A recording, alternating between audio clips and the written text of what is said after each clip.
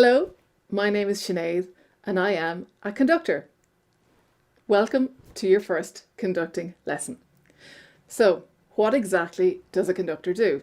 Well, in the next 10 minutes, we're going to find out. Let's begin. We're going to start with some basic conducting technique. We're going to learn how to beat one in a bar and think about how we move our hands so that we can help bring the music to life with the orchestra. Then we're going to have a look at the score we're actually going to conduct.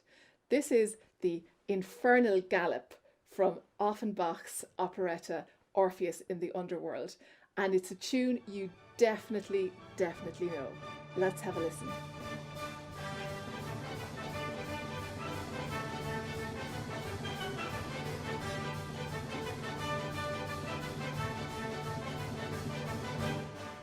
Imagine you're standing in front of an orchestra of 70 people.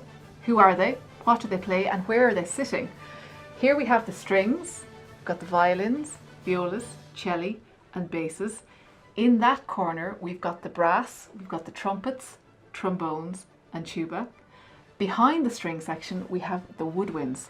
Can you name the members of the woodwind family? We've got the flute, oboe, clarinet and bassoon. Fantastic. And we also have a piccolo.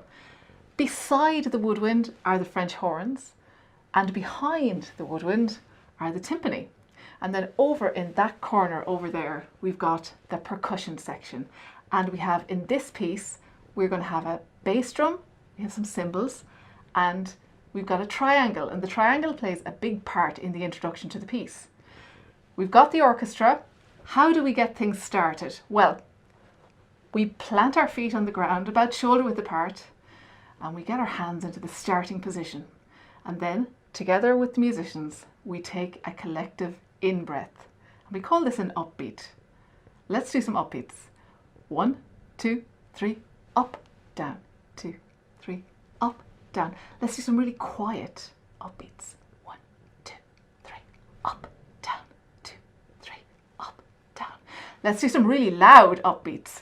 1, 2, 3, up, down, 2, 3, up, down. So, can you tell how much information needs to be in the upbeat? We need to be able to tell the orchestra with our gesture how fast the music is going to be, what's the character of the music, how loud or soft is it going to be. But we also need to direct our energy where it's needed most. So let's try an upbeat to the strings. Let's do a really energetic, quite fast, soft upbeat. That's a lot of information to the strings. Here it comes. Look around. 1, 2, 3, up, down, 2, 3, up, down. Let's give a really slow, heavy upbeat for slow, heavy music. Let's give it to the brass in the corner. Here it comes. 1, 2, 3, up, down, 2, 3, up, down. It's like you're carrying the sound in your hands. Let's try a couple more examples. Let's do really fast, really loud. 1, 2, 3, up, down, 2, 3, up, down. Let's do really fast and really quiet. 1, 2, 3, up, down, 2, 3, up, down, 2, 3, up, down. Now that we've got things started, let's see where we go from here. So we have the orchestra started. We have our upbeat out of the way. What do we do with our hands now? For the next section, we're going to imagine that the beat is this hand, or if you're left-handed, it's this hand. Your non-conducting hand is the beat. That's the point. So we're going to put our hand roughly at the level of our belt again, and we're going to imagine that the beat is exactly there. So when we make contact with that, that's where the beat is. 1, 2, 3, and we keep it really steady, because a major part of our job as conductors is to keep a steady tempo. Start the tempo and keep it. Really important. So what are we doing here? If you notice, my hand is moving up and down in a kind of an oval shape, and I'm controlling the space between the beats. So the music really happens between the beats, always. And if we are in contact with that space between the beats, we are in contact with the music. So what if the music is really soft? Our beat changes. It's smaller. If the music gets really loud, the beat gets bigger. But if you notice, the tempo, the speed, doesn't change. So the speed of our hand changes. And it's all about getting to grips with that. So let's take our conducting baton or our pencil, and we're going to add a little bit of variety to our beats now. So we have soft beats, 1, 2, and we have loud beats. So what if the music is really spiky? What kind of a beat do we have then? So we have to imagine, what does the tip of the baton show that's going to help the musicians play in a really spiky way? So the baton is like an extension of our arm. We don't have all of these things happening, none of that. We have one point of information, and it's here. So here we are, short, quiet music. Here we go, 1, 2, 3, and 1, 2, 3, 4, 1, 2, 3. And watch the tip of the baton. Where exactly is that beat landing? Is it wobbling all over the place? Is it going all over here? Whoa, what's happening? 1, 2, 3. If you know exactly where the beat is, then it's matched up with what's in your head, hopefully, and what the musicians are going to play. Although the orchestra usually plays a little bit behind the beat. It's worth bearing in mind. It can be a bit of a shocker if you ever do stand in front of an orchestra. So here we are. Let's try a really squishy, really woolly beat. Here we go. And we keep it soft as well. Here we go. 1, 2, 3, 4. 1, 2, 3, 4. 1, 2. Let's try a loud woolly beat. And 1, 2, 3, 4. Loud and woolly. Soft and woolly. 1, 2, 3. Loud and spiky. 1, 2, 3, 4. 1, 2, 3, 4. Soft and spiky. 1, 2, 3, 4. 1, 2, 3, 4. So you can see that I'm always in contact with the space between the beats. It takes a bit of practice, but I think you've got some time right now. So take the time, have a bit of a practice. But let's go on to the piece that we're actually going to conduct. This is an amazing piece. And let's go to the piano. Let's have a look at the piece we're going to conduct. It's the Infernal Galop from Jacques Offenbach's operetta Orpheus in the Underworld, and it's great fun. The Infernal Galop, what do we think? Is this music going to be fast or is it going to be slow? Definitely fast. And we have an allegro tempo marking. What does the Italian word allegro mean?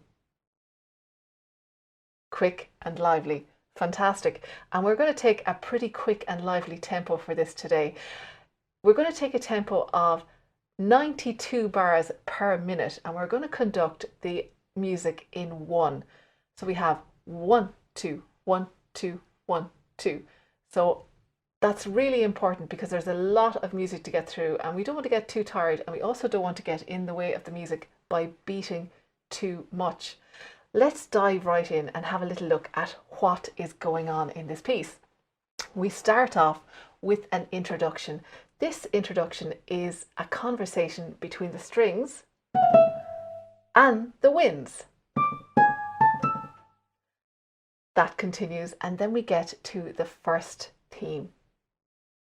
I like to think of this theme a little bit like a ballerina. It's so light and graceful on its feet. It's 2 8-bar phrases. And what do I mean by the word phrase? Do you know? A phrase is like a musical sentence. As conductors, we need to know everything about the phrasing we conduct. So I'd like you to count along with me to get a feel for the phrasing in the ballerina theme as I play it on the piano. I'd also like you to conduct at the same time so you get that connection between the phrasing and your conducting gestures. Here it is. 1, 2.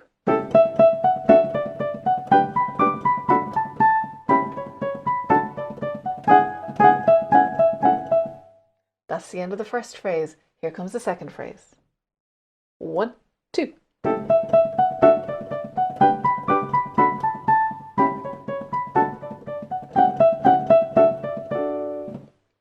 Then we have a complete change of character. It's like a giant bear has come into the room and wants to fight with the ballerina.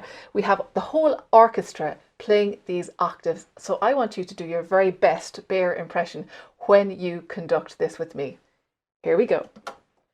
1, 2. And the ballerina answers. And the bear again. And the ballerina. So it's two completely different characters that you have to get in a very short space of time. Next we have a transition, and it's the moment we've all been waiting for. It's the time for the big tune. So I want you to listen to an excerpt from it now and hear who is playing the melody, who is playing the accompaniment, what kind of accompaniment is it, and I'd like you to conduct at the same time. So there's a lot going on. Let's have a listen.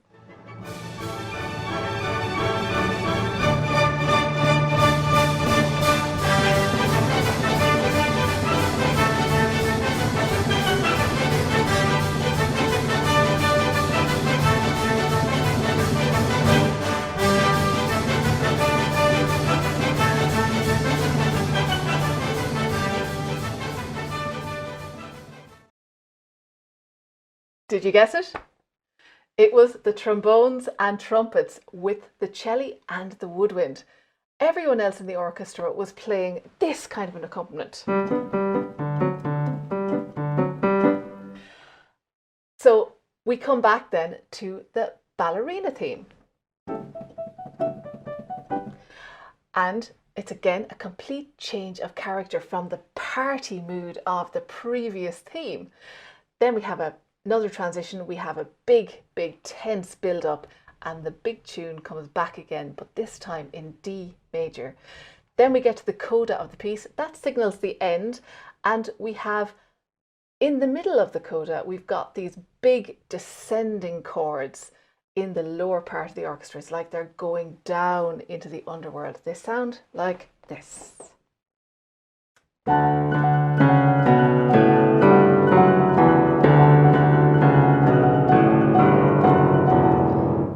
And then we have a load of big D major chords to finish it off. Here they come.